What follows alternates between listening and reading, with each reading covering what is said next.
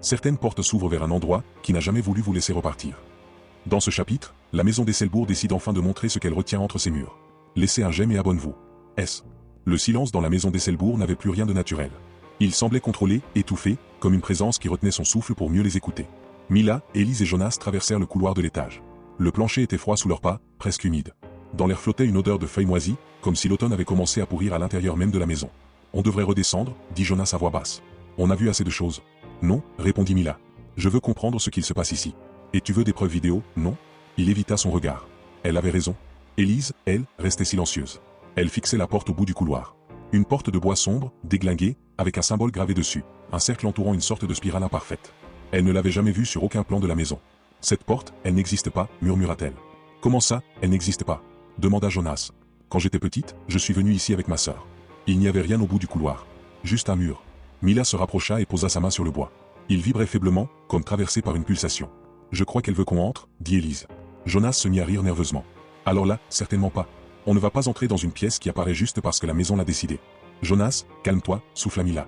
On regarde juste. Mais lorsqu'elle tenta de tourner la poignée, celle-ci s'ouvrit d'elle-même, lentement, sans un son. Un souffle d'air froid les frappa. Pas un courant d'air ordinaire, un froid profond, ancien, presque vivant. La lampe de Mila éclaira une pièce totalement vide. Pas de meubles, pas de poussière, pas de traces. Juste un sol en pierre, nu, et dans un coin une petite chaise d'enfant en bois. Élise avança, captivée. Ce n'est pas possible, murmura-t-elle. Tu connais cette chaise? Demanda Mila. Ma sœur avait la même. Identique. Elle posa sa main sur le dossier. On l'a enterrée avec elle. Jonas recula d'un pas. Là c'est trop. On sort. Mila s'apprêtait à acquiescer quand la porte derrière eux se referma lentement, dans un glissement sec, sans claquement ni vibration. Élise releva la tête, figée. Quelqu'un vient de s'asseoir sur la chaise, dit-elle d'une voix blanche.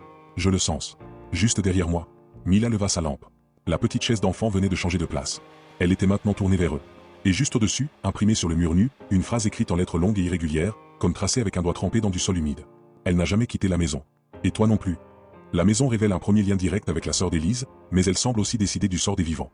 Bulle, dis-moi en commentaire, que penses-tu de ce que la maison révèle sur la sœur d'Élise? Et qu'est-ce qui, selon toi, attend le trio maintenant que la maison a choisi de refermer la porte? Cloche, abonne-toi pour ne rater aucune suite. La maison d'Esselbourg n'a pas encore montré tout ce qu'elle cache, et le prochain chapitre pourrait bien changer tout ce que tu croyais comprendre.